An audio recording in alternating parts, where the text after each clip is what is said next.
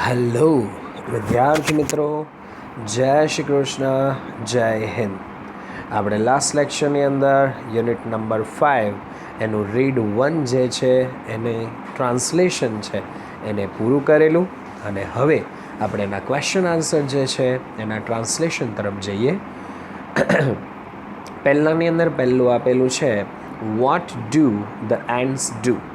કીડીઓ જે છે તે શું કરે છે? બીજું, વાય ડઝ ધ ઓથર સે they were carrying very heavy loads? શા માટે લેખક એવું કહે છે કે કીડીઓ જે છે તે ખૂબ ભારે વજન ઉચકીને જઈ રહી હતી?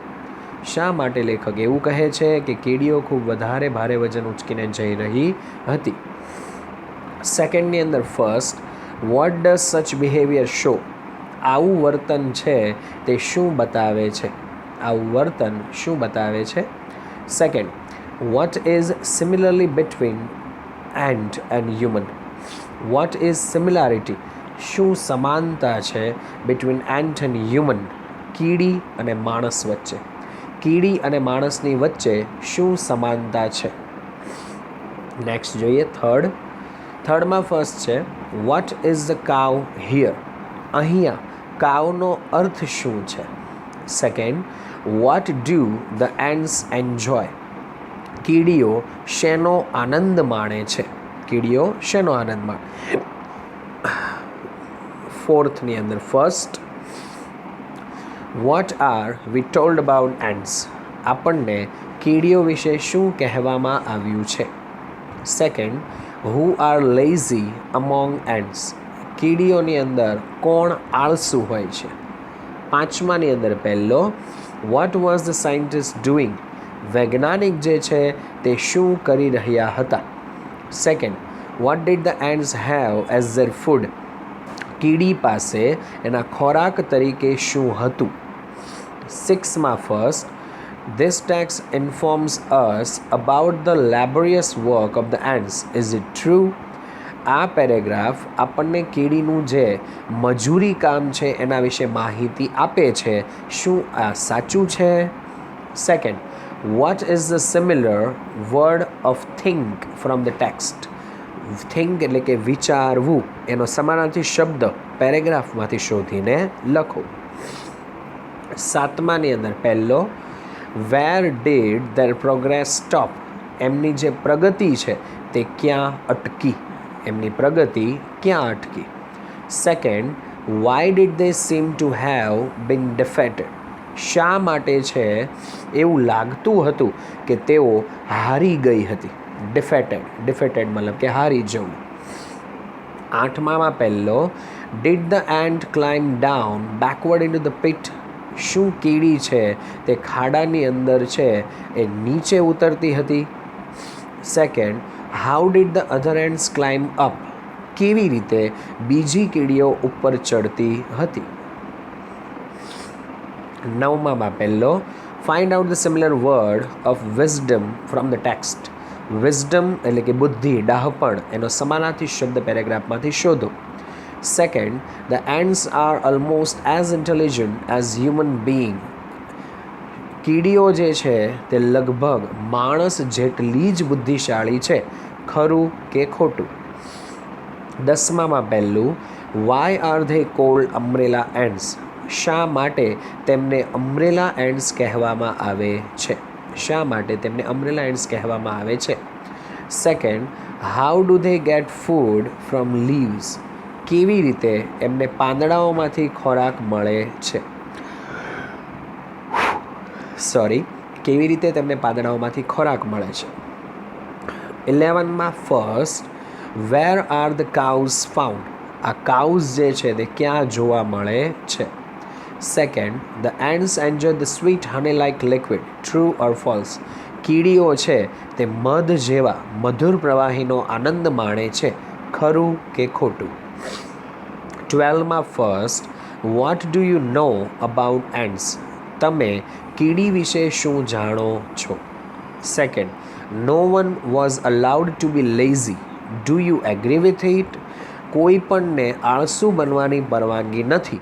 શું તમે આ વાત સાથે સહમત છો? 13માની અંદર પહેલો, where are the red ants found, લાલ કીડીઓ ક્યાં જોવા મળે છે. Second, what do they do when they want slave, જ્યારે એમને ગુલામ જોઈએ છે ત્યારે તે શું કરે છે. 14માં પહેલો, which ends are very ferocious, કઈ કીડીઓ ખૂબ વધારે ખતરનાક છે. Second, what is very special characteristic of them, એમની ખાસ લાક્ષણિકતાઓ છે તે કઈ છે. એમની ખાસ લાક્ષણિકતાઓ કઈ છે. હવે બેટા અહીંયા જે છે એ શોર્ટ નોટ છે, જેમાં પહેલી શોર્ટ નોટ છે એન્ટ એન ઇન્ટેલિજન્ટ ઇન્સેક્ટ, કીડી એક બુદ્ધિશાળી જીવજંતુ. બીજી છે ધ ફાર્મર એન્ડ્સ, એટલે કે ખેતી કરતી કીડીઓ. પછી ત્રીજી છે ધ ડ્રાઈવર એન્ડ્સ, એટલે કે આફ્રિકાની ડ્રાઈવર કીડીઓ. ટોટલ 3 શોર્ટ નોટ જે છે એની અંદર આપવામાં આવી છે, બરાબર. અને અહીંયા જે છે એ આપણે આપણું ટ્રાન્સલેશન તો આપણે અગાઉ પૂરું કર્યું હતું. આજે ક્વેશ્ચન્સના ગુજરાતી કર્યા અને કઈ શોર્ટ નોટ આમાં આપેલી છે એના વિશે તમને માહિતી મળી. હવે આપણે જે છે એ નેક્સ્ટ યુનિટ નંબર 5નું જે રીડ 2 છે એના તરફ જવાનું છે. ચલો, અહીંયા તમારું છે યુનિટ નંબર 5 એનું રીડ 2, જેનું ટાઇટલ તમને આપવામાં આવ્યું છે નો મેન આર ફોરેન, કોઈ પણ વ્યક્તિ છે તે વિદેશી નથી, બરાબર. હવે પહેલાં તો આવું જ્યારે આપણે ટાઇટલ જોઈએ તો પહેલાં તો આપણને છે એ માઇન્ડમાં એ સેટ થાય કે ભાઈ આ પોએમમાં એવું તો વળી શું આપ્યું છે, એવું ટાઇટલ કે કોઈ વ્યક્તિ વિદેશી નથી. તો પેલો અમેરિકાથી ને ઇંગ્લેન્ડથી ને કેનેડાથી ને રશિયાથી ને વેસ્ટ ઇન્ડિઝથી બધા આવે તો એ કોણ, બરાબર. હવે આ કયા સંદર્ભમાં આવું ટાઇટલ આપ્યું છે પહેલાં આપણે એની વાત કરીએ. તો કે આ દુનિયાની અંદર છે ને ઘણા બધા દેશ છે, બરાબર. અરાઉન્ડ 183 એટલા બધા દેશ, હવે તો જો કે 191 જેટલા દેશ થઈ ગયા છે. તો એ દેશોની અંદર અલગ અલગ પ્રકારના માણસો છે તે વસે છે. એમની લેંગ્વેજીસ જે છે તે અલગ અલગ છે, એમના જે રૂપ રંગ છે તે અલગ અલગ છે, બરાબર. પણ છતાંય કવિ જે છે એમનો કહેવાનો તાત્પર્ય છે એ એવો છે કે ભલે એમણે અલગ અલગ પહેરવેશ પહેર્યા છે, અલગ અલગ ભાષાઓ બોલે છે, બરાબર, અલગ અલગ રીતે પોતાનું જીવન જીવે છે, પણ છેલ્લે એ શું છે તો કે મનુષ્ય છે, માણસ છે, બરાબર. અને બધા જ માણસ જે છે ને એ આ દુનિયામાં જેટલા પણ રહે છે, બરાબર છે, એ બધાને કુદરતે એક સરખી જ વસ્તુ આપેલી છે. એક જ સરખું આકાશ, એક જ સરખું પાણી, એક જ સરખી હવા, એક જ સરખું વાયુ, એક જ સરખો અગ્નિ, બરાબર. તો પછી લોકો જે છે એ શા માટે લડી રહ્યા છે? કવિનો છે એ કહેવાનો તાત્પર્ય એ છે કે ભાઈ લડો છો શું કામ, શેના માટે તમે લડી રહ્યા છો, બરાબર. તમને જે છે એ શું ખબર પડે છે કે તમે શું કામ લડી રહ્યા છો? તમને જે છે એ ભાન પડે છે કે તમારા લડવાથી જે છે એ કુદરતી સૌંદર્ય જે છે એ શું થાય છે તો કે ઘટતું જાય છે? શું તમને ખબર પડે છે કે તમે જેની ઉપર હાથ ઉપાડી રહ્યા છો એ આ પૃથ્વીનું જ એક સંતાન છે, બરાબર. અને એ તમારો ભાઈ જ છે કે તમારી બહેન જ છે, બરાબર. કારણ તો કે આપણે છેલ્લે તો છે ને એ બધા જ કુદરતના સંતાન છીએ, આ પૃથ્વી માતાના સંતાન છીએ. તો શેના માટે લડો છો? કઈ બાબત માટે લડો છો? તમે અહીંયા શું લઈને આવ્યા હતા તો તમે એમ કહો છો કે આ મારું છે, વોટ્સ ધીસ, બરાબર, આ શું છે? બસ કવિ જે છે ને એ પણ આવું જ બધું કહેવા માંગે છે, બરાબર. હવે પહેલાં હું તમને છે ને એ કવિતાનું આખું ટ્રાન્સલેશન કરીશ, બરાબર. પછી આપણે વધારે છે એ ડીપમાં આના વિશે વાત કરીએ કે કવિના કેવા કેવા શબ્દો છે અને એ શું તમને કહેવા માગે છે. એનો ટૂંકમાં આખું છે ને તમને શું બોધ આપવા માગે છે એના વિશેની આપણે ચર્ચાઓ કરીએ.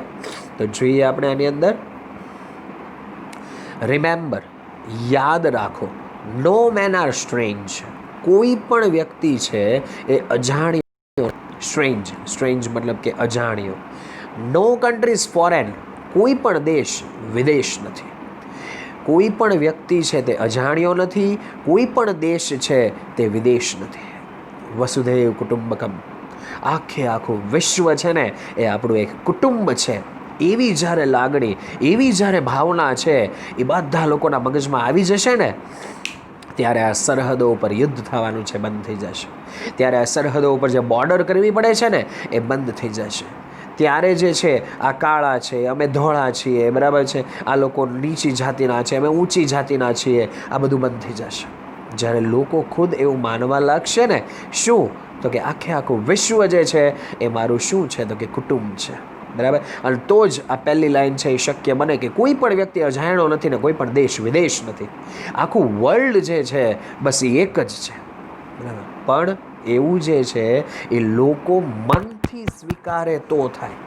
ખાલી પુસ્તકો લખીને, સુવિચારો ફેરવીને, વોટ્સઅપ પર, ઇન્સ્ટાગ્રામ પર, ફેસબુક પર, સોશિયલ મીડિયામાં બધી જગ્યાએ વાયરલ કરીને કાંઈ ન થાય. સવારમાં સુવિચાર મોકલવાવાળો હોય ને એ પોતે જ એનું અનુકરણ કરતો ન હોય, બરાબર. તો એ વસ્તુ જે છે બેટા એ સુવિચારોથી કંઈ થવાનું નથી, એને વાયરલ કરવાથી કંઈ થવાનું નથી. એના માટે તમારે લોકોને જાતે પ્રયત્ન કરવા પડે, બરાબર છે. બીજા કંઈ કરે છે કે નથી કરતા, દેટ્સ નોટ મેટર, એ મહત્ત્વનું નથી, બરાબર. તમે શું કરો છો એ મહત્ત્વનું છે. પણ લોકો આ બધી બાબતો સ્વીકારવા તૈયાર નથી. ખાલી મોટી મોટી છે વાતો કરે છે, પણ ખરેખર છે આ બધું માનતા નથી, બરાબર છે. અને એટલે જ આ યુદ્ધો થાય છે, બરાબર. સરહદો ઉપર જે છે એકબીજાના પ્રદેશો છે પચાવી પાડવા માટે છે એ લોકો મહેનત કરે છે, પોતાનો વિસ્તાર વધારવા માંગે. શેનો વિસ્તાર વધારો છો? એ થોડું તમારા બાપા લઈને આવ્યા છે, બરાબર છે. કુદરતની દેન છે, એન્જોય કરવાનું છે અને એમાં ભાગ નથી પાડવાના, બરાબર.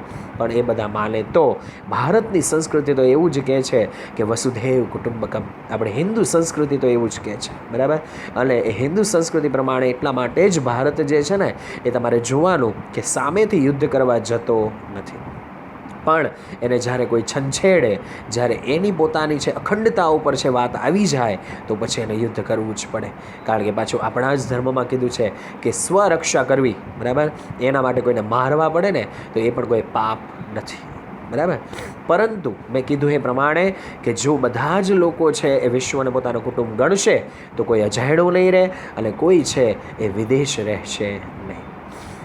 Beneath all uniforms, a single body breathes. Beneath all uniforms, બધા જ પહેરવેશની નીચે, beneath એટલે કે નીચે, all uniforms એટલે કે બધા પહેરવેશ, a single body એટલે કે એક જ પ્રકારનું શરીર, breathes એ શ્વાસ લે છે. કદાચ લોકોના પહેરવેશ ગમે એવા હોય, શ્વાસ નાકથી જ બધા લે. નાક બંધ હોય તો મોઢેથી લે, બરાબર છે. ઘણા નાક બંધ થઈ ગયું, મારી જેમ ક્યારેક થાય, બરાબર, શરદી થઈ ગઈ હોય ત્યારે. તો ત્યારે છે એ શ્વાસ તો બધા નાકથી જ લેવાનો છે ને. શ્વાસમાં બધા શું લે છે? ઓક્સિજન જ લે છે ને. કે ભાઈ ના યુએસવાળા તો છે ને કાર્બન ડાયોક્સાઇડ લે, બરાબર. કેન્યાવાળા છે ને એ તો ભાઈ નાઇટ્રોજન લે, બરાબર. ભારતવાળા જ એક જ ઓક્સિજન લે છે. એવું છે કે નહીં? બધે સરખું છે. તો શેનો પાવર છે યાર? કુદરત વગર છે તમારું એક પાંદડું પણ હલી શકે એમ નથી, બરાબર. અને તમને શેનું અભિમાન છે, તમે શું શેના માટે લડી રહ્યા છો એ ખબર પડતી નથી, બરાબર. તમારામાં તાકાત હોય તો ભૂકંપ રોકીને બતાવો ને. તમને ખાલી ખબર પડી શકે છે કે ભૂકંપ આવવાનો છે, બરાબર. તમારા મશીનો દ્વારા રોકવાની તેવડ છે, સુનામી રોકવાની તેવડ છે, વાવાઝોડા રોકવાની તેવડ છે. કંઈ જ નથી થતું, કંઈ જ નહીં થાય, બિકોઝ એ કુદરત છે, એની સામે તમારું કાંઈ ન આવે. આગળ કહે છે લાઈક અવર્સ, આપણા બધાની જેમ, the land our brothers walk upon. The land એટલે કે જમીન, અવર બ્રધર્સ આપણા ભાઈઓ, વોક અપોન કે જેના ઉપર તે ચાલે છે, ઇઝ અર્થ લાઈક ધીસ. એ આ પૃથ્વી જેવી જ છે. જેમાં જમીન ઉપર ચાલતા હોઈએ, એ વિદેશમાં પણ ત્યાં જમીન જ છે, ન્યાય છે, જે લોકો ચાલતા હોય બસ એ આવી જ પૃથ્વી છે, આવી જ જમીન છે, ત્યાં કંઈ અલગ છે નહીં. In which we all shall lie. In which કે જે પૃથ્વીમાં we all shall lie, આપણે બધા જ મરી જવાના છીએ. એ વાત ભૂલવી નહીં કે આ જ પૃથ્વી ઉપર આપણે બધા છે તે મરવાના છે. એમ સામાન્ય રીતે લાય મતલબ કે ઢળી પડવું, સૂઈ જવું થાય, પણ આ વાત શેની કરે છે? મરવાની. આ જ પૃથ્વી ઉપર આપણે બધા જ મરવાના છીએ. They too aware of sun and air and water. They too એ બધા પણ aware of એ પણ જાગૃત છે. શેના વિશે? તો કે સન સૂર્ય વિશે, એર પાણી હવા વિશે, એન્ડ વોટર પાણી વિશે. એ બધાને પણ સૂર્ય, હવા, પાણી આ બધા વિશે ખબર છે, બરાબર. જેમ આપણને ખબર પડે કે આ સૂર્ય કહેવાય તો યુએસ વાળાને ખબર પડે આપણે સૂર્ય કહીએ, આપણે સુરત દાદા કહીએ, સૂર્યનારાયણ દેવ કહીએ, અને એ લોકો શું કહે તો કે ધ સન. બીજો કાંઈ ફરક છે ને. હવા, પાણી, બરાબર, are fed by peaceful harvest by wars long winter starved. Are fed, અને બધાને જ ખવડાવવામાં આવે છે. ફેડ મતલબ કે ખવડાવવું. બાય પીસફુલ, પીસફુલ મતલબ કે શાંતિપૂર્ણ. હાર્વેસ્ટ, હાર્વેસ્ટ એટલે કે પાક દ્વારા જે ઉપજ નીકળે ખેતીમાંથી, એ ઉપજ દ્વારા શાંતિપૂર્ણ જે નીકળી હોય ઉપજ, એમાંથી જ બધાને ખવડાવવામાં આવે છે. By wars long winter starved. By wars, wars એટલે કે યુદ્ધ જેવો. લોંગ વિન્ટર, લાંબા શિયાળાના. સ્ટેવ્ડ, સ્ટેવ્ડ મતલબ કે ભૂખ મરાબ છે. કારણ કે શિયાળાની અંદર છે એ મોટા ભાગના જે ઘણા બધા છે એવા પ્રદેશ છે કે જ્યાં બરફ જે છે એ જામી જતો હોય, અને જામી જવાને લીધે છે કોઈ પણ પ્રકારનું પાક, કોઈ પણ પ્રકારની ઉપજ મળતી હોતી નથી, અને ભૂખમરા જેવી હાલત થઈ જતી હોય. તો એ શિયાળાને કાઢ્યા પછી કે જે ઉપજ નીકળે છે, બરાબર, એ શાંતિપૂર્ણ એ ઉપજ દ્વારા જ બધાને ખવડાવવામાં આવે છે. ભારત એકમાત્ર એવો દેશ છે કે જ્યાં ત્રણેય ઋતુઓની અંદર છે તમે પાક લઈ શકો, બરાબર. બાકી ઘણા બધા એવા દેશ છે કે જ્યાં શિયાળાની અંદર કાંઈ જ પોસિબલ નથી થતું, કારણ કે બધે જ બરફ ફરી વળે. અને ઓલરેડી અમુક દેશ જ એવા છે કે જ્યાં ઉનાળા જેવું કાંઈ આવતું જ નથી, બરાબર. આપણે તો લકી છીએ કે વી આર ઇન્ડિયન્સ, આપણે ભારતીય છીએ, આપણે બધી ઋતુઓનો આનંદ માણી રહ્યા છીએ, બરાબર. અને આપણને ગમે શું તો કે ઓસ્ટ્રેલિયા બહુ સારું, ન્યૂઝીલેન્ડ બહુ સારું, અમેરિકા બહુ સારું. ભાઈ તું ત્યાં જતો ખરો, બરાબર છે. એ ફરવા સારું લાગે, રહેવા સારું લાગે નહીં. અહીંયાની ઋતુઓનો આનંદ તમે માણી શકો છો, બરાબર. ભારતીય સંસ્કૃતિ પ્રમાણે તમે જીવી રહ્યા છો, બરાબર. અને એ છોડી અને તમારે છે ત્યાં જવું છે. એક મશીન જેવી જિંદગી છે અને જીવવી છે. પણ લોકો જે છે એ બાબતોને સમજતા નથી કે આપણે કેટલા બધા ભાગ્યશાળી છીએ. Their hands are ours and in the lines we read. Their hands, એમના જે હાથ છે, are ours, એ આપણા જ હાથ છે. And in their lines we read, અને એમની સીમામાં જે આપણે જોઈએ છે, જે આપણે વાંચીએ છીએ. આગળ જોઈએ. A labor not different from our own. એક મજૂર નોટ ડિફરન્ટ, અલગ નથી, ફ્રોમ અવર ઓન, આપણા પોતાનાથી. કદાચ કોઈ એક મજૂરી કરનાર વ્યક્તિ છે તો એ આપણા પોતાનાથી કાંઈ અલગ નથી. કદાચ તમે છે એ ડેનિમ જીન્સ પહેર્યું હશે અને એને કદાચ છે નીચે લુંગી પહેરી હશે તો કપડાનો જ ફરક છે, બાકી શરીર, બાકી બધું જ સરખું જ છે, બરાબર. Remember they have eyes like ours that wake or sleep. Remember, તમે બધા યાદ રાખજો, દે હેવ આઈઝ, કે એ લોકોને પણ આંખો છે, લાઈક અવર્સ, આપણી જેમ, દેટ વેક ઓર સ્લીપ, કે જે જાગે છે અને સૂવે પણ છે. And strength that can be one by love. And strength, અને એ કે શક્તિ, દેટ કેન બી વન, કે જેને જીતી શકાય છે, બાય લવ, એટલે કે પ્રેમ દ્વારા. અને શક્તિ કે જેને ફક્ત ને ફક્ત પ્રેમ દ્વારા જીતી શકાય છે. In every land is common life. In every land, દરેકે દરેક જમીન ઉપર, દરેકે દરેક ધરતી ઉપર, ઇઝ કોમન લાઈફ, સામાન્ય જિંદગી છે. દરેક જગ્યાએ જિંદગી તો કેવી હોય, સામાન્ય જ હોય. That all can recognise and understand. That all can recognise, કે જેને બધા જ ઓળખી શકે. રેકગ્નાઇઝ મતલબ કે ઓળખવું, એન્ડ અન્ડરસ્ટેન્ડ, અને સમજી શકે છે. Let us remember whenever we are told. Let us remember, ચાલો આપણે બધા યાદ રાખીએ. Whenever we are told, જ્યારે જ્યારે આપણને કહેવામાં આવે, to hate our brothers it is ourselves. To hate our brothers, આપણા ભાઈઓને છે એ ધિક્કારવાનું, એને નફરત કરવાનું. હેટ, નફરત કરવી, ધિક્કારવું. ઇટ ઇઝ અવર સેલ્સ, એ બીજું કોઈ નથી, આપણે પોતે જ છે. જ્યારે આપણને આપણા રાજનેતાઓ છે, આપણી સરકારો છે એવું કે આ બાજુના દેશવાળા આપણા દુશ્મન છે, તો એ વાતોને આપણે નથી માનવી. શું કામ? તો કે આપણે એ જ માનવાનું છે કે એ બધા પણ આપણા ભાઈઓ છે. કારણ કે લડાવી કોણ રહ્યું છે? આ બધા લુચ્ચા નેતાઓ, બરાબર છે, એમના પોતાના સ્વાર્થ માટે. બાકી ત્યાં રહેતા લોકોને છે એની સાથે કંઈ લેવા દેવા નથી, ભાઈ, બરાબર છે. એમને મળ્યા છો તમે તો શું કામ એને હેટ કરો છો? શું કામ એને નફરત કરો છો? That we shall dispossess, betray and condemn. That we shall dispossess, કે આપણે જે છે એના અધિકારો છીનવી લઈએ છીએ. dispossess એટલે કે અધિકાર છીનવી લેવા. betray, એમને દગો દેવો. condemn, એમની નિંદા કરવી. અને આપણે બધા કરવા શું માંડીએ? કોઈક આપણે ઉકસાવે એટલે તો કે એના હક છીનવી લઈએ, એને દગા દઈ દઈએ, એને નિંદા કરવા લાગીએ, કાંઈ પણ જાણ્યા વગર. Remember, we who take arms against each other. Remember, યાદ રાખજો, વી એટલે કે આપણે, હુ ટેક આર્મ્સ કે જે હથિયાર ઉપાડીએ છીએ, હાથ ઉપાડીએ છીએ, અગેન્સ્ટ ઈચ અધર એકબીજાની સામે.